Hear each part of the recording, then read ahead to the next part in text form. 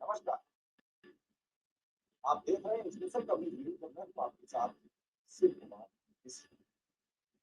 एक कहावत है कि राम नाम की लूट है, लूट सके तो लूट, अंत काल पछताओगे जब प्राण जाएंगे छूट। लेकिन यहाँ कहावत उल्टी चरित्रार्थ होती दिख रही है कि डबल इंजन की सरकार है, लूट सको तो लूट, अंत काल पछताओगे जब लूट से जाओगे छूट। ये वाकया भारत का है, भारत के एक राज्य का है, जिस पर सुप्रीम कोर्ट के चीफ जस्टिस ऑफ इंडिया ने कड़ी फटकार सरकार को लगाई। उन्होंने कहा कि इलेक्ट्रॉन बॉन्ड में हेरा फेरी करके एक 3,000 करोड़ के टेंडर को सरकार फुटबॉल की तरह नचा रही है। किसी से इलेक्ट्रॉन बॉन्ड के जरिए कंपनी को पैसा लेती है, उस कंपनी को वो टेंडर जारी कर देती है, जिसका खत्म होता है वो हाई कोर्ट जाता है, फिर सुप्रीम कोर्ट आ जाता है। Chief justice of India Gavai कहते हैं कि सरकार निरस्त करेगी या मुझे निरस्त करना। प्रधानमंत्री नरेंद्र मोदी कहते हैं न खाता हूं न खाने दूंगा। फिर ये कौन खा रहा है, कौन पी रहा है, कौन इस पैसे को हजम कर रहा है? हर सरकार पर लांछन लग रहा है, हर नेता पर लांछन लग रहा है, पर प्रधानमंत्री जी अपने कपड़े पर मट्टी बैठाने के लिए तैयार। वो कहते हैं सारे भ्रष्टाचारी इंडिया गठबंधन, मेरे दल में भ्रष्टाचार ताप से जलकर खत्म हो जाता है। और आज चीफ जस्टिस ऑफ इंडिया ने इस ताप जलने की प्रक्रिया को खुला पर्दाफाश कर दिया। ज्यादा बोली होने पर भी क्या इलेक्ट्रल बॉन्ड के कारण टेंडर मेगा इंजीनियरिंग को नहीं? पूरी बात फिर समझ लीजिए। ज्यादा बोली होने के बावजूद भी इलेक्ट्रल बॉन्ड के कारण टेंडर मेगा इंजीनियरिंग को मिला। मुंबई में एलिवेटेड रोड बनता है और टनल प्रोजेक्ट की टेंडर प्रक्रिया पर सुप्रीम कोर्ट ने सवाल खड़े कर दिए। क्या एलएनटी की सस्ती बोली के बावजूद एक आदमी कम बिल लगा रहा है, कह रहा है कि हम सस्ते में बना देंगे, और एक आदमी महंगा बनाने के लिए तैयार है, सरकार उसे देने के लिए। फिर हम कह रहे हैं हमने ई टेंडरिंग व्यवस्था कर दी है। मेरी बात को ध्यान से समझना, फिर मत कहना कि मैं नहीं बता रहा था। सरकार कहती है मैंने ई टेंडरिंग व्यवस्था कर दिया, हमारे यहाँ पे जो क्रम से आएगा वही पाएगा। फिर जो कम कीमत लगा रही कंपनी एलएनटी उसे इस मामले पर कोर्ट में बड़ी गंभीर टिप्पणी की। ये मामला महाराष्ट्र का है, जहां देवेंद्र फडणवीस मुख्यमंत्री है और केंद्र में नरेंद्र मोदी के सहयोगी है। दोनों जगह भारतीय जनता पार्टी की सरकार। ये एलएनटी मुंबई एलिवेटेड रोड और टनल प्रोजेक्ट को लेकर सुप्रीम कोर्ट पहुंची। मेगा इंजीनियरिंग है फिर से सुर्खियों में आ गई। जैसे ही एलएनटी सुप्रीम कोर्ट पहुंचती है, मेगा इंजीनियरिंग भी सुर्खियों में आ जाती है। मुंबई एलिवेटेड रोड और टनल प्रोजेक्ट्स की कम बोली लगाने पर भी इसका टेंडर नहीं, इसको इसका जो टेंडर था वो मेगा इंजीनियरिंग को दे दिया गया। ये वही मेगा इंजीनियरिंग है, आप बड़ी ध्यान देने योग्य बात है जो मैं आपके सामने खुलासा कर रहा हूँ। ये वही मेगा इंजीनियरिंग है जो इलेक्ट्रॉल बॉन्ड खरीदती है, और इलेक्ट्रॉल बॉन्ड्स खरीदने वाली दूसरी सबसे बड़ी कंपनी के रूप में सामने आई थी, और जिसने 2019 और 2024 के बीच 966 करोड़ रुपए के बॉन्ड खरीदे थे, यानी 34 करोड़ कम 1,000 करोड़ रुपए के बॉन्ड खरीदे। एक हाथ दे एक हाथ ले, एक हाथ दे एक हाथ ले, इधर 1,000 करोड़ बॉन्ड खरीद, 3,000 करोड़ का टेंडर ले। अब एलएनटी ऐसा नहीं कर सकती थी, तो एलएनटी को टेंडर नहीं मिला, कीमत कम लगाई, फिर भी एलएनटी को टेंडर नहीं मिला। ये प्रक्रिया पूरी समझिए भ्रष्टाचार की। ये भ्रष्टाचार का एक बड़ा नेक्सस है, इसे तोड़ना आम नागरिकों के बस का नहीं है। ये नेक्सस सरकारों के द्वारा चलाया जाता है। और इस नेक्सस के जरिए सरकार अवैध कमाई करती है और वो अवैध कमाई बाद में किसी की जांच होती है तो पकड़ा जाता है, कभी कभी जांच भी राम नाम सत्य हो जाती है। ये मामला मुंबई की महत्वाकांक्षी एलिवेटेड रोड और टनल प्रोजेक्ट की टेंडर प्रक्रिया से जुड़ा हुआ है। इस पर विवाद हुआ है। लार्सन एंड टुर्बो यानी एल&टी ने इस प्रक्रिया को सुप्रीम कोर्ट में चुनौती दी है। एल&टी भारत की सबसे बड़ी इंजीनियरिंग और निर्माण कंपनियों में से एक है। इसने Mumbai metropolitan region development authority यानी एमएमआरडीए द्वारा कायमुख फाउंटेन होटल और फाउंटेन होटल भाईंदर प्रोजेक्ट्स के लिए उनकी बोली को तकनीकी आधार पर अयोग्य ठहराए जाने को लेकर सुप्रीम कोर्ट में चुनौती प्रस्तुत की। एल&टी की बोली मेगा इंजीनियरिंग की तुलना में 3000 से 3100 करोड़ रुपए कम थी। फिर भी एमएमआरडीए ने इसे खारिज कर दिया और Thane Borivali twin tunnel project में भी एल&टी की बोली को जीएसटी शामिल न करने के कारण अयोग्य घोषित कर दिया तो उससे प्रोजेक्ट छीन लिए। एल&टी ने पहले मुंबई हाई कोर्ट में इस फैसले को चुनौती दी, लेकिन उसकी याचिका खारिज होने के बाद उन्होंने सुप्रीम कोर्ट का रुख किया। एल&टी का तर्क था कि उनकी बोली तकनीकी और वित्तीय रूप से मजबूत थी और एमएमआरडीए की निर्णय पारदर्शी नहीं थी। सुप्रीम कोर्ट ने एमएमआरडीए की टेंडर प्रक्रिया पर गंभीर सवाल उठाए।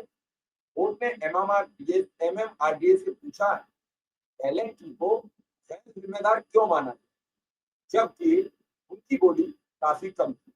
कोर्ट ने यह भी संकेत दिया यदि टेंडर प्रक्रिया में पारदर्शिता निष्पक्षता सुनिश्चित नहीं की गई तो वह इस पर स्टे लगा सकता है। सुप्रीम कोर्ट की टिप्पणियां इस बात की ओर इशारा करती हैं कि टेंडर प्रक्रिया में संभावित अनियमितताएं हो सकती हैं। इसने एल&टी जैसे स्थापित खिलाड़ी को चुनौती नुकसान पहुंचाया। मेगा इंजीनियरिंग का कायमुख फाउंटेन होटल फाउंटेन भाईंदर और ठाणे बोरीवली टनल प्रोजेक्ट्स के टेंडर मिले। इसमें ठाणे बोरीवली के पैकेज 1 के लिए उनकी बोली 7,464 करोड़ की थी। हालांकि मेगा इंजीनियरिंग को बोली मिलने के बाद इस पर विवाद हुआ। एल&टी ने इस पर सवाल उठाया। सोशल मीडिया पर भी मेगा इंजीनियरिंग को उसके इलेक्ट्रॉन वोट चंदे की सुर्खियों का जिक्र किया जाने लगा। मेगा इंजीनियरिंग ने साल 2019 से साल 2024 के बीच 966 करोड़ रुपए के इलेक्ट्रॉन बॉन्ड खरीदे थे, जिनमें से 664 करोड़ रुपए के बीजेपी को और बाकी अन्य दलों को दिए गए। ये 966 करोड़ रुपया किस किस दल को दिए गए ये सब साफ हो चुका है। इसमें से अकेले भाजपा को 664 करोड़ रुपए ठाणे बोरीवली टनल प्रोजेक्ट का टेंडर मिलने के बीच ही मेगा इंजीनियरिंग ने 115 करोड़ रुपए के बॉन्ड और खरीदे जो सभी बीजेपी को, यानी कुल मिलाकर बीजेपी को 779 करोड़ रुपए के इलेक्ट्रल बॉन्ड मिले। ऐप पर कई पोस्टों और मीडिया रिपोर्टों में दावा किया गया कि मेगा इंजीनियरिंग को टेंडर मिलने उनके इलेक्ट्रल बॉन्ड दान के बीच संबंध हो सकता है। इन दावों ने यह सवाल उठाया कि मेगा इंजीनियरिंग की ऊंची बोली को स्वीकार करने में राजनीतिक प्रभाव शामिल किया गया। हालांकि इन दावों का कोई ठोस सबूत नहीं है। मेगा इंजीनियरिंग ने दावा किया कि उसकी बोली तकनीकी और वित्तीय रूप से मजबूत है। मेगा इंजीनियरिंग के इलेक्ट्रल वोट चंदे और टेंडर जीतने के बीच कोई प्रत्यक्ष कनेक्शन साबित नहीं हुआ, लेकिन समय और टेंडर के रुपए को लेकर संदेह लगातार किया जा रहा है। इस प्रोजेक्ट को लेकर सुप्रीम कोर्ट में आ चुकी है। सुप्रीम कोर्ट ने कहा है कि आप इस टेंडर को निरस्त करोगे या अब हम इस टेंडर को। वहीं कुछ विश्लेषकों का यह मानना है कि इलेक्ट्रल बॉन्ड की गोपनीयता और टेंडर प्रक्रिया में कथित पक्षपात ने सार्वजनिक विश्वास को प्रभावित कर दिया। दूसरी ओर एमएमआरडीए और मेगा इंजीनियरिंग का कहना है कि टेंडर प्रक्रिया निष्पक्ष थी, सभी नियमों का पालन किया गया। मुंबई के एलिवेटेड रोड टनल प्रोजेक्ट शहर के लिए एक महत्वपूर्ण कदम है, लेकिन टेंडर प्रक्रिया में पारदर्शिता को लेकर उठे सवाल और इलेक्ट्रल वोट के चलते के सवाल ने विवादों में घेर लिया है। एल&टी का सुप्रीम कोर्ट में जाना और कोर्ट द्वारा एमएमआरडीए की प्रक्रिया पर सवाल उठाना इस मामले की गंभीरता को दिखाता है। मेगा इंजीनियरिंग के इलेक्ट्रल वन चंदे के एंगल ने संदेह को और बढ़ा दिया है। सुप्रीम कोर्ट को आगे की सुनवाई और संभावित जांच इस मामले में स्पष्टता ला सकती है। कोर्ट ने ये पूछा है कि इस प्रोजेक्ट को हम निरस्त करें या आप निरस्त करें। अब देखना यह है कि जस्टिस गवाई ये 3,000 करोड़ रुपया का जो बीच का मसला है, क्या ये 779 रुपया करोड़ रुपया जो इलेक्ट्रल बॉन्ड के चंदे के जरिए आए, ये वहां से सेटलमेंट हुआ, फिर 3,000 करोड़ महंगा ये टेंडर मेगा इंजीनियरिंग को क्यों दिया गया? ये सारे सवाल अब जनता के मध्य जा चुके। जो सरकार, जो प्राइम मिनिस्टर लगातार ये कहते रहो न खाऊंगा न खाने दूंगा, वो प्राइम मिनिस्टर अब ये सब जो खुलासे आ रहे हैं, क्या हो रहा है? या तो इसमें सरकार की कोई लंबी भूल चूक है, या फिर जानबूझकर एलएनटी जो देश की निर्माण के मामले में सबसे बड़ी कंपनी बताई जाती है, उसे काम से बेदखल कर, या फिर हो सकता है उसने इलेक्ट्रल बॉन्ड इतने बड़ी कीमत के देने नहीं कबूल किया हो। तो ये साफ किया जाए सरकार के जरिए, ये साफ किया जाए प्रधानमंत्री के जरिए, ये साफ किया जाए मुख्यमंत्री के जरिए। इसमें किसी भी तरीके की अनियमितताएं नहीं है, किसी भी तरीके की झोल नहीं है। अगर ये साबित नहीं हुआ तो ये सवाल उठते रहेंगे तो भ्रष्टाचार बड़े दायरे में सरकारों के मध्य किया। केवल इंजन की सरकार, केवल भ्रष्टाचार होता दिख रहा है। 3,000 करोड़ एक बड़ी लंबी रकम है। वो महंगा टेंडर क्यों दिया गया कंपनी का, जबकि दूसरी कंपनी 3,000 करोड़ सस्ता लेकर काम करने की एक्टिव। ये सवाल जनता कब समझे, कब इस तरीके की फिर ई टेंडरिंग की प्रक्रिया, ईमानदारी और पारदर्शिता, ये सब अंधकार की बातें हो गई।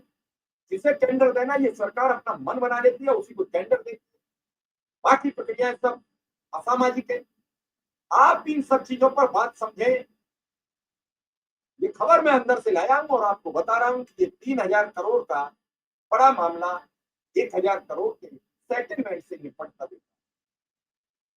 जनता ने अगर सवाल उठाया तो सरकार फंसती नजर आएगी, और ये डबल इंजन की सरकार आपस में टकरा कर ये भ्रष्टाचार का पुलबुला फूट कर ऊपर आ।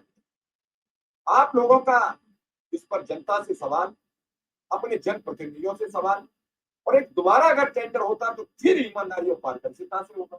और इधर इलेक्ट्रल बॉन्ड का मामला ठंडे बस्ते में जा चुका है। तो देखना होगा कि अगला काम किसे मिलेगा, एलएनटी को या फिर क्या टेंडर निरस्त होगा, या फिर इसी टेंडर को मोदी सरकार दबाव बनाकर देवेंद्र फडणवीस के जरिए इसी कंपनी से काम, ये प्रतीक्षा रहेगी। इस पर जैसे कोई अपडेट आएगी आपको बताया जाएगा। लेकिन इन भ्रष्टाचार से संबंधित खबरों को लाइक शेयर करना मत भूलिए। ये खबरें आपको सब जगह नहीं मिलेंगी।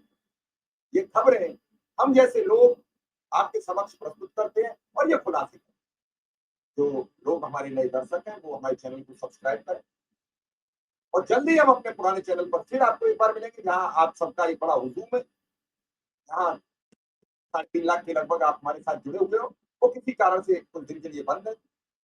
5 या 6 जून से उस पर डेली आपके समक्ष रहूंगा। फिलहाल इस चैनल को सब्सक्राइब कर लीजिए और इस खबर को शेयर जरूर करिए, ताकि करोड़ों रुपया का घोटाला जो एक साफ सुथरी छवि बनाकर जनता के बीच जाकर एक नए नए फलसफा पैदा करके जनता को गुमराह करके जनता की मध्य ईमानदारी की छवि प्रस्तुत करने वालों के लिए धप्पा है। फिलहाल धन्यवाद।